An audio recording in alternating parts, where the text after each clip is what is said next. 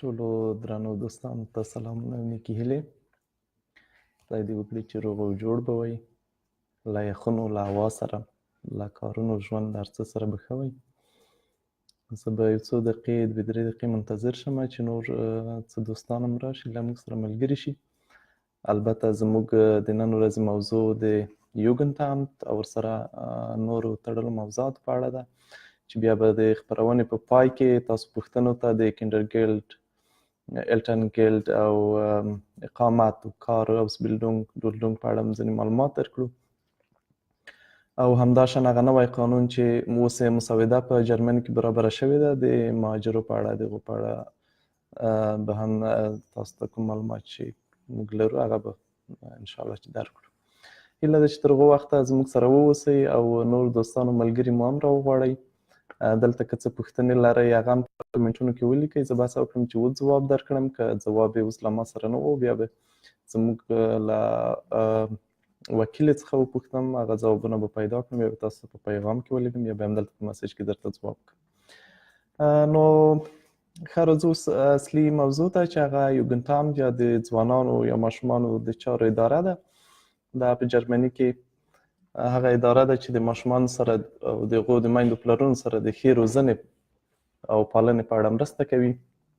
که چیرې هغوی په ستونزه ولري په درس کې، په ژوند کې، په کار کې، په لوبو کې، په دې ته ورته نورو شیانو کې، نو په ډېرو برخو کې مرسته کوي. بیا اوس راځو په تفصیل بیا ټولې برخې درته وایم چې د کومو کومو ځایو کې تاسو سره مرسته کولی شي.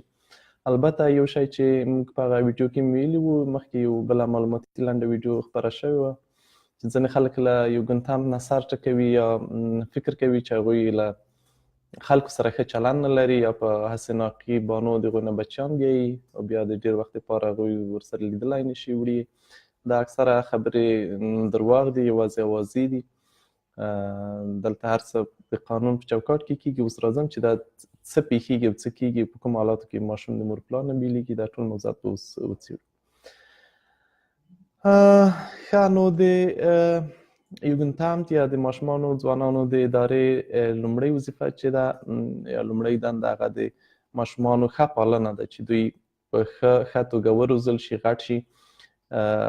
د دې دپاره د ماشومانو اداره حتی مخکې له د ماشوم د زیږېدلو نه مخکې کله چې مېرمنې امیدوارې وي هغوی خپل دفتر ته ورغواړي یا د دوی کارکوونکي کورونو ته ورځي او د صحت و روغتیا په اړه چې کوم مشورې وي هغه ورسره شریکوي.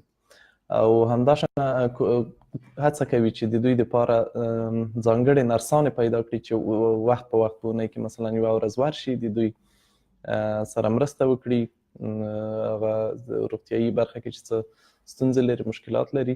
او بیا چې ماشوم وزېږېږي هغه مېرمنې په منظم ډول ډېرې ورځې څو اونیو دپاره ورته راځي، نرسانې په کور کې ورسره مرسته کوي او د اولادو په پاللو کې کومک ورسره کوي.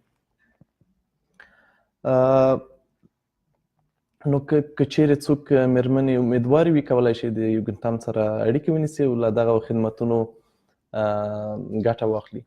ښه خبره دا ده چې دا د Jugendamt خدمتونه چې دي هغه د ټول ماشومانو دپاره دي، که څوک قبول وي که قبول نه وي، خو چې څوک په آلمان کې په جرمني کې اوسېږي د هغوی دپاره، د ټولو دپاره، د هغوی د ښې روزنې او پالنې دپاره دوی خدمتونه وړاندې کوي. بله دنده د دې ادارې چې د هغه د میندو پلرونو سره په د کیتا یا کینډرګارټن یا موږ چې وړکتون ورته ویو، همداسې د وړکتون نه مخکې چې یو دوره ده تر 3 کلنۍ پورې د ماشومانو د پاللو دپاره په هغو کې ورسره مرسته کوي. همداشان که چیرې څوک د ماشومانو په روزلو کې په پاللو کې مشکل ولري، دوی کولی شي د Jugendamt ادارې سره اړیکه ونیسي، هغوی به ورسره مرسته وکړي. او که چیرې د سرپرسته اړتیا وي یا دوی نشي کولی، بیا په دې برخه کې بیا نور اقدامات کېږي. او دوستانو زه نه پوهېږم چې تاسو زما غږ ښه اورئ، موضوع درته روښانه ده که نه. هیله ده چې همدلته کومنټ کې ولیکئ چې زه پوه شم چې څوک زموږ سره شته، او هیله ده چې ویډیو له نورو ملګرو سره هم شریکه کړئ. موضوع که څوک نوي راغلي وي د Jugendamt یا د ځوانانو ماشومانو ادارې په اړه ده چې هغوی د خلکو سره د ماشومانو په روزلو پاللو کې څه مرسته کوي.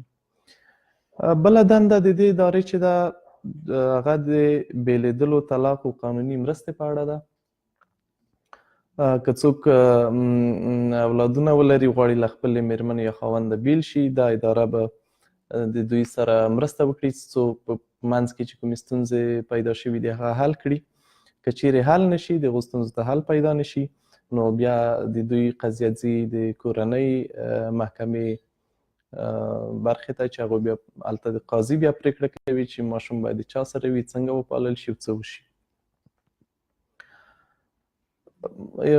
یو بل شی چې بیا دا اداره ترسره کوي هغه دا دی چې ځینې وخت د مور و پلار نه یو یې ممکن اکثر وخت دا پیښیږي چې پلرونه هغه اولادونه مور ته پرېږدي یا د هغو سره پاتې کېږي، دوی ورسره بیا مرسته نه کوي، ځي پیسې نه ورکوي د پاللو روزلو دپاره.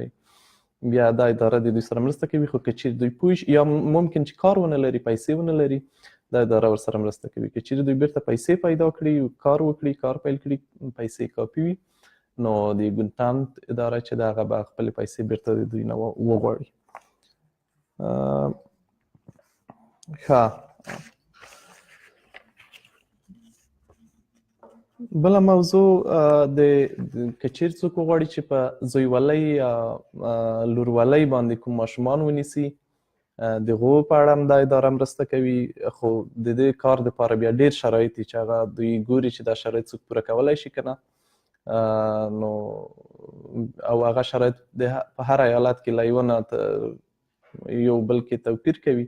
که چیرې څوک په شرایطو برابر وي، نو ممکن دوی ته بیا د ځینو بې سرپرسته ماشومانو چې د 18 کلونو نه عمر کم وي، د هغو سرپرستي ورته وسپاري، یا په زوی او لور په توګه. خو ډېر قوانین لري او ډېر سخت دي. او د هغې تر څنګ یو خو په زویولۍ او پلارولۍ نیول یو عادي سرپرستي ده چې دا دواړه باید همیشه توپیر وشي. که چیرې څوک په زویولۍ او پلارولۍ لورولۍ باندې کوم ماشوم ونیسي، هغه بیا د دوی سره دایمي پاتې کېږي. هغه ټول حقوق چې یو عادي د دوی اولاد لري هغه د کسان هم لري. خو که چیرې څوک سرپرست وي، په دې کې بیا حالت توپیر کوي. اکثره سرپرستۍ د هغو کسانو لپاره دي چې هغه له بهر څخه راغلي وي او د خپل عمر 18 کلونه ټیټ وي او مور پلار یا کورنۍ نور غړي ورسره نه وي، نو بیا دغه اداره د هغو دپاره یو سرپرست پیدا کوي، د دې ماشوم سرپرستي او پالنه او روزنه ورته سپاري. خو د ځوانانو اداره چې ده په دې اړه باید کله چې دوی ته خبرې کړي چې څوک بې سرپرسته دی راغلی دی، عمر یې کم دی، باید کورنۍ محکمې ته د 1 میاشتې په دوران کې خبر ورکړي. بیا هغه اداره ممکن چې هغه محکمه چې ده هغه بیا راځي ګوري چې څوک د ماشوم د سرپرستۍ وړ دی، بیا ماشوم ته سپارل کېږي. که چیرې څوک د سرپرستۍ دپاره پیدا نشي، نو بیا خپله همدغه د ځوانانو چارو ادارې یا جوګنټامت ته وظیفه سپاري چې د دې ماشوم سرپرستي په غاړه واخلي. دا اداره بیا ځي یا خپلو مامورینو یا کارکوونکو نه یو کس ګماري او د هغو دپاره هغو ته دنده ورکوي چې دا ماشوم غټ کړي. ملګرو، زه فکر کوم چې ډېر دوستان موږ سره نه دي ملګري، او زه کومنټونه هم د تاسو نه وینم تر اوسه. هیله ده چې ما ته ولیکئ چې دلته موږ ویډیو ښه وینئ تاسو او غږ صفا درځي که نه. او هغه دوستان چې پوښتنې لري، لکه څنګه مې چې مخکې وې د الټرن ګیلډ او کینډر ګیلډ او د جرمني د نوي قانون د ماجرو په اړه چې د هغو په اړه بیا په پای کې تاسو ته معلومات ورکوو. تر هغو هیله ده چې نور دوستان هم راوغواړئ. ښه، د دې د جوګنټامت د ادارې بله دنده دغه ده چې د ماشومانو له صحت او روزنې ځان مطمئن کړي. که چیرې دا اداره پوه شي چې کوم ماشوم له خپل مور و پلار سره خوښ نه دی، نو ممکن دوی په دغو کورنۍ په ژوند کې مداخله وکړي، هغه ماشوم ته یو بل سرپرست پیدا کړي یا ورشي وګوري چې د هغو ستونزه څه ده. خو دا کار د ډېرو څېړنو نه وروسته کېږي. که چیرې څوک د همسایه یا د خپل ماشوم ښوونکی، معلمان په مکتب کې یا دې ته ورته نور څوک شکایت ونه کړي، نو ممکن دا اداره خبره نه شي. خو که چیرې خبره شي، بیا خامخا مداخله کوي. او بله موضوع چې د دې ادارې په غاړه ده هغه جبري زده کړې دي. تاسو به خبر وئ چې جرمني کې تعلیم جبري دی، هر څوک باید ښوونځي ته ولاړ شي. خو دا عمر چې دی په ایالتو کې فرق کوي. په بعضو ایالتونو کې 15 کلنۍ باندې ځي، په بعضو کې په 6، په بعضو کې بیا هم په 7 کلنۍ یا 6 ترمنځ. نو د دې ادارې وظیفه همدا ده چې ټول کسان ښوونځیو ته ولیږي او له دې حکم څخه د مهاجرو ماشومان هم استثنا نه دي، هغوی هم باید ښوونځیو ته ولاړ شي خامخا. کله چې دوی راشي په لومړیو 6 میاشتو کې عموما خلک په لومړنیو کمپونو کې وي، خو د هغو وروسته دوی ته ښوونځی مومي او ورسره مرسته کوي چې ماشومان یې ښوونځي ته ولاړ شي.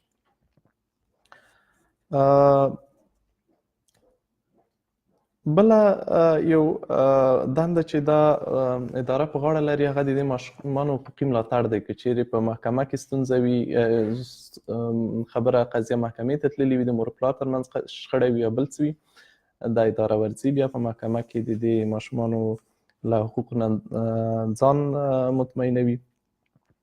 همداشان که ځینې ماشومان په اړیکو کې، په ټولنیزو اړیکو کې یا په ژوند کې شاته پاتې وي، د هغو سره مرسته کوي، هغوی لپاره روزنیز پروګرامونه جوړوي، سپورټي کلبونه جوړوي، لوبغالي جوړوي، دې ته ورته نور ډېرې زیاتې دندې په غاړه لري. همداشان د عامه پوهاوي لپاره خبرتیاوې ورکوي، د الکولو د زیانونو په ضد او د هغو د حد د ټاکلو لپاره چې باید کوم عمر کې دوی حق لري چې الکول وڅښي یا نشه وکړي یا دې ته ورته نورو مسایلو کې همیشه دوی مداخله کوي.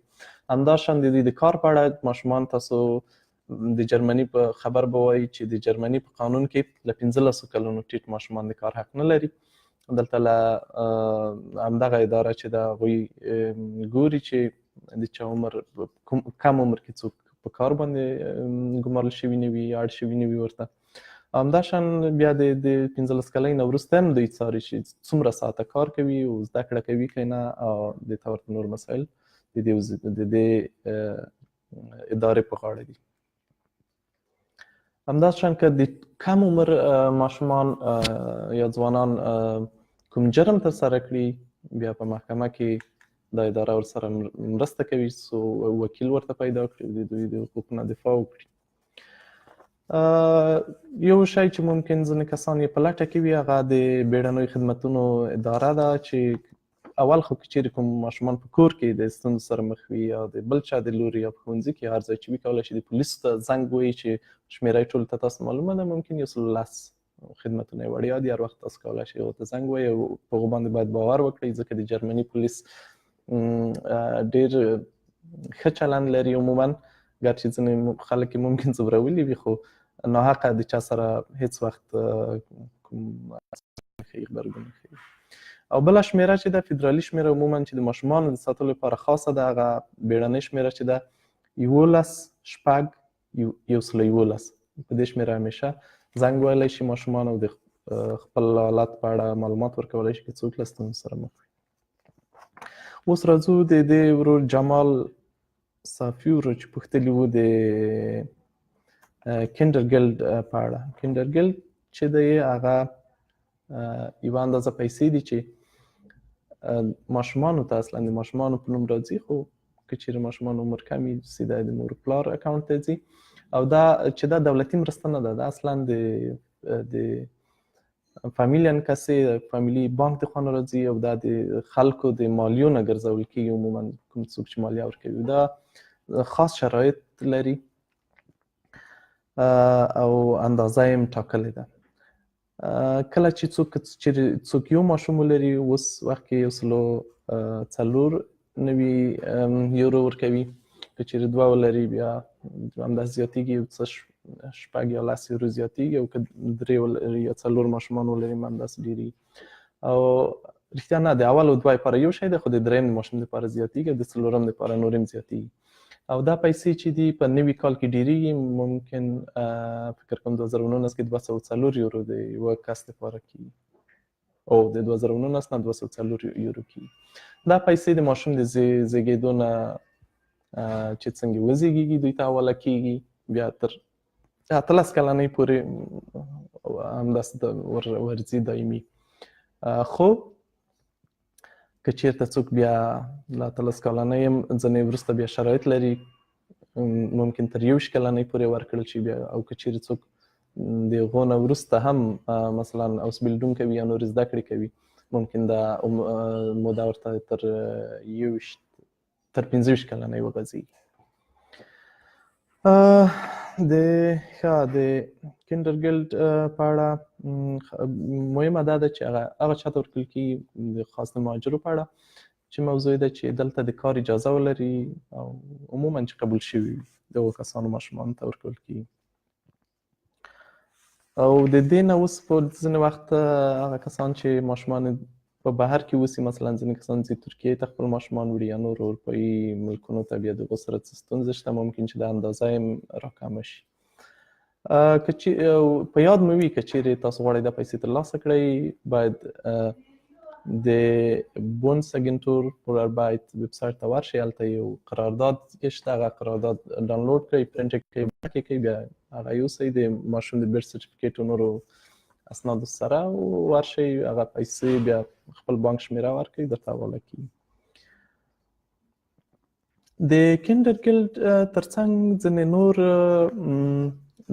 مرستې هم شته د میندو پلرونو او د ماشومانو دپاره چې موټرشوټس ورته وایي، کینډرفولډرنګ ګزټس ورته وایي، یا بیټروینګز ګلډ ورته وایي، چې هغه هم جدا جدا قوانین او شرایط لري چې هر چاته نه ورکول کېږي، خاص کسانو دپاره شته. او بل ډېر شی چې ډېرو ماشومانو ته ورکول کېږي هغه الټرن ګلډ دی، د کینډرګلډ ترڅنګ الټرن ګلډ.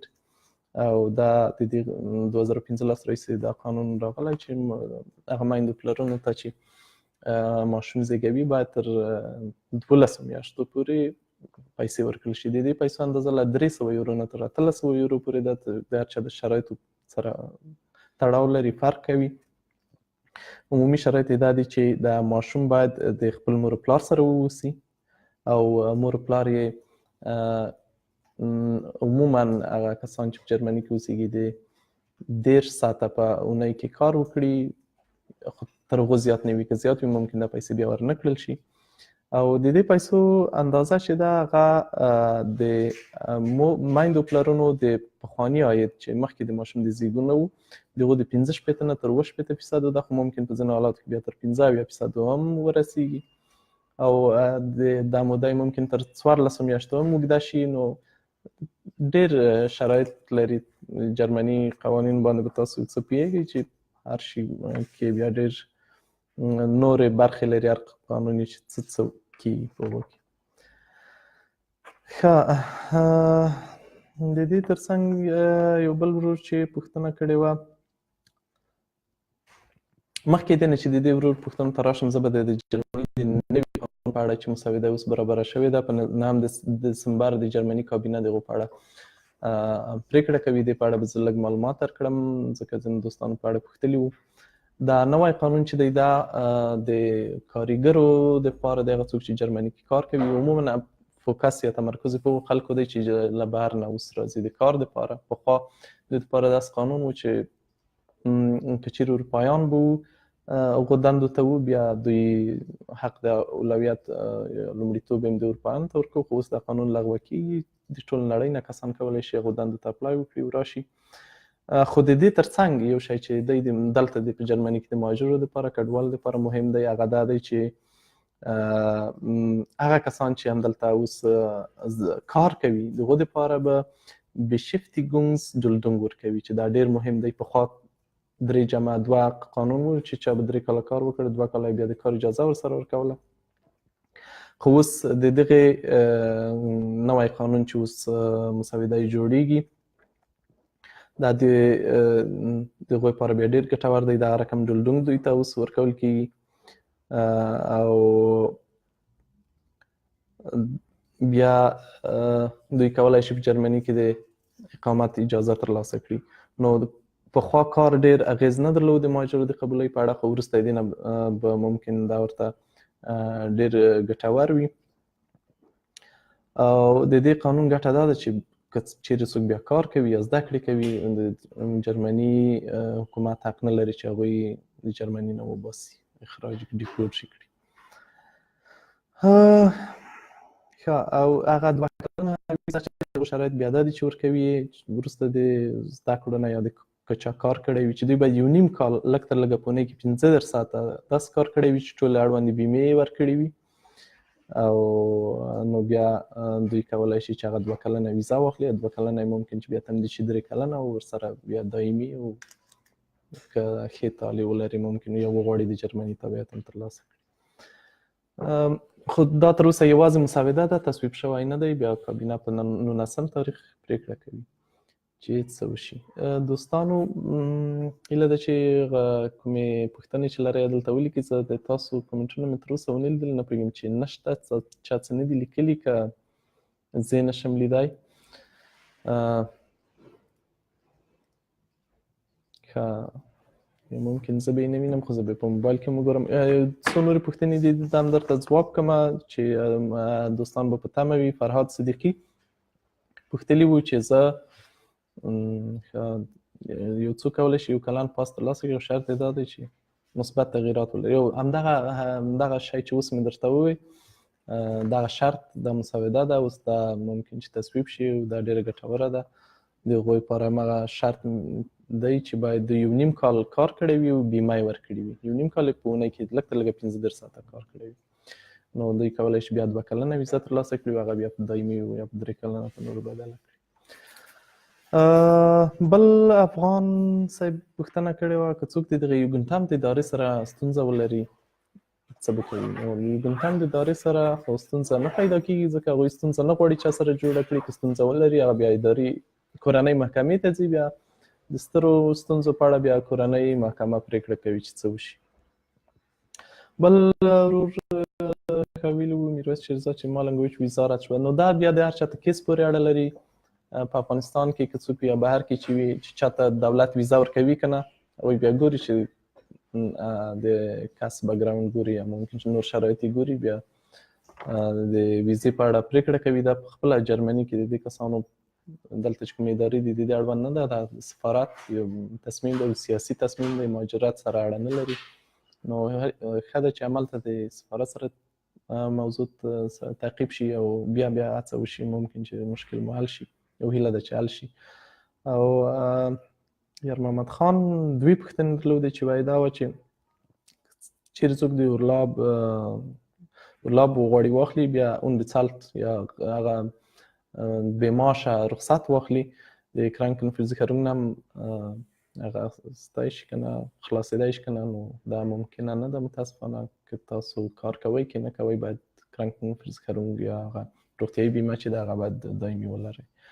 بله یو ورور ویلي وو زه غواړم چې امرخیل صاحب ویلي وو که زه غواړم په 3 کلن اوسبیلډونګ کې وطن ته ولاړ شم. نو د وطن شرایط خاص د اوسبیلډونګ یا کار یا نور شیانو سره اړه نه لري. هغه تاسو د پاسپورت سره اړه لري او د اوسېدلو د اجازې سره چې کوم ډول اجازه لرئ دا باید د اوسلنډ بیورډ سره خبره وکړئ. عموما هغه کسان چې سیاسي قبول شوي دي هغوی دپاره خپل وطن ته خپل سفارت ته تګ زیانمن دی.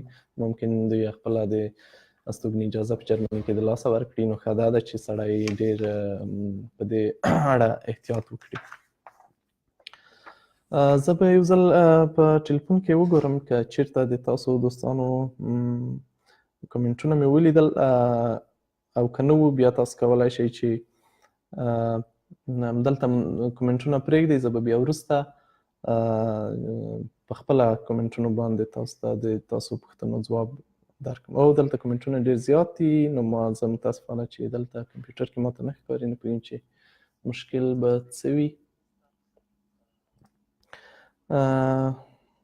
یو ورور ویلي دی چې د وکیل په لټه کې یم. که وکیلانو پر ښار او ارزه کې فرق کوي کولی شئ تاسو له نور دوستانو نه پوښتنه وکړئ چې څه ډول کوم وکیل غوره دی. خو عموما جرمني وکیلانو باندې اوس ډېر بیروبار دی. بیا هم باید هڅه وشي. سړی نشي ویلی چې کوم وکیل ښه دی کوم بد دی خو باید پوښتنه وشي. بل سید آقا میاخیل ورور ویلي وو چې څنګه کولی شي یو څوک چې د قانوني میګریشن ترلاسه کولو وروسته کور واخلي. بله دا چې د جرم مجرم لپاره عمر حد څومره دی. جرم دپاره خو حد نشته. ټول کس مجرمان کیدای شي خو چې محکمه د چا په اړه څه پرېکړه کوي دا مهمه ده. او د کور هر څوک اخیستلی شي. حتی که څوک په سیاحتي ویزا هم جرمني ته راشي کولی شي دلته کور واخلي. خو کورونه خپل شرایط لري. اگر چې شرایط ډېر اسانه دي دولت قرضه ورکوي تاسو کولی شئ په قرض کور واخلئ او هغه بیا په قسطونو پیسې ورکړئ او دا یې ډېره ښه ده. ترانسپورت هم په هر ایالت کې توپیر لري چې ماشومان تر څو کلنۍ پورې معاف دي د ترانسپورت د ټکټ اخیستلو نه ممکن د 15 کلنۍ 7 کلنۍ دا د مختلفو ایالتو پورې فرق لري. هملته باید پوښتنه وشي، خو د 15 کلنۍ نه ټیټونه اکثرونه که تر 7 کلنۍ ټیټونه په بعضو ایالتو کې او په بعضو کې یا د دې نه هم عمر لوړ دی یا تا نه 10 پورې د ټکټ غوښتنه نه کېږي. ښه د ایوبي ورور ویلي چې خبرې د ماشومانو په اړه دي، د ځوانانو په اړه هم څه وي. اصلا موضوع د موږ په هر اونۍ کې د یوې خاص موضوع په اړه وي لایو خپرونه، نو دا اونۍ د ماشومانو په اړه وه ځکه خبرې ډېرې د ماشومانو په اړه دي. د ویلي چې که چا 2 انټرویو نه وي راغلي باید څه وکړي. دا کار د وکیل دی، باید وکیل باندې فشار راوړي چې دا موضوع متعقیب کړي. وکیل کولی شي چې په محکمې سره خبره وکړي، حتی په ځینو قانوني مواردو کې کولی شي په محکمې دعوه وکړي چې ولې د تاسو انټرویو ځنډېږي. بل ورور زه په جرمني کې زیرسن وم، پوزې ستونزه لري، که ما سره څوک مرسته نه کوي تاسو سره باید 100% مرسته وکړي، سرپرست مو د هغو سره خبره وکړئ. که هغه نه وي د ځوانو مهاجرو شورا ده، د هغو دلته په هند بوک جرمني ویب سایټ کې لینکونه شته، هغلته خلک دي چې تاسو سره مرسته کوي، یا نور مرستندوی او رضاکار سازمانونه دي پروازول ډېر زیات دي. تاسو هڅه وکړئ چې هغه کس پیدا کړئ، که نه ما ته په همدلته په مسیج پرېږدئ، زه به لینکونه درته ولېږم یا به شمېرې د خلکو درته ولېږم، تاسو کولی شئ د هغو نه مرسته واخلئ.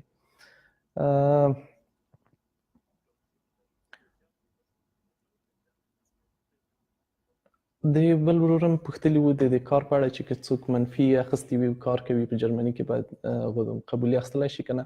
او په اوس وخت کې د کار په اړه ډېر بحث کېږي. څوک چې کار کوي په جرمني کې هغوی لپاره د سیاسي ګوندونه هڅه کوي چې داسې یو شرایط برابر کړي چې هغوی دلته قبول شي، ویزا واخلي او په ډاډه زړه کار وکړي.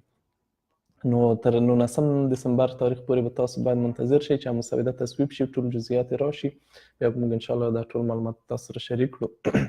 او غوره لاره هغه چا لپاره چې منفي اخیستې وي، رد شوي وي، د اوسبیلډونګ پیلول دي. موږ څو واره مخکې هم ویلي وو اوسبیلډونګ هم د آینده ژوند لپاره ښه دی، هم د قبولۍ لپاره. ممکن اوس یو څه معاش پکې ترلاسه کوئ، تجربه د ژوند پکې ترلاسه کوئ، د کار تجربه او ژبه مو ښه پکې زده شي، ډېر زیاتې ګټې لري.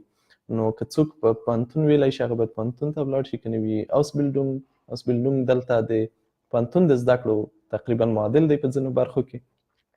د کار ډېر ډېر مهم دی، نو هڅه وکړئ چې پیدا کړئ. پیدا کول یې ډېر اسانه دي. که څوک پوښتنه لري په دې اړه، مرسته غواړي، کولی شئ موږ ته همدلته مسیج وکړئ په همدې پاڼه، یا ټلیفون وکړئ یا ایمیل وکړئ، موږ به خامخا تاسو سره مرسته وکړو. نورم نو که څه پوښتنې وي همدلته یې ولیکئ، او هیله ده چې ویډیو له نورو ملګرو دوستانو سره هم شریکه کړئ.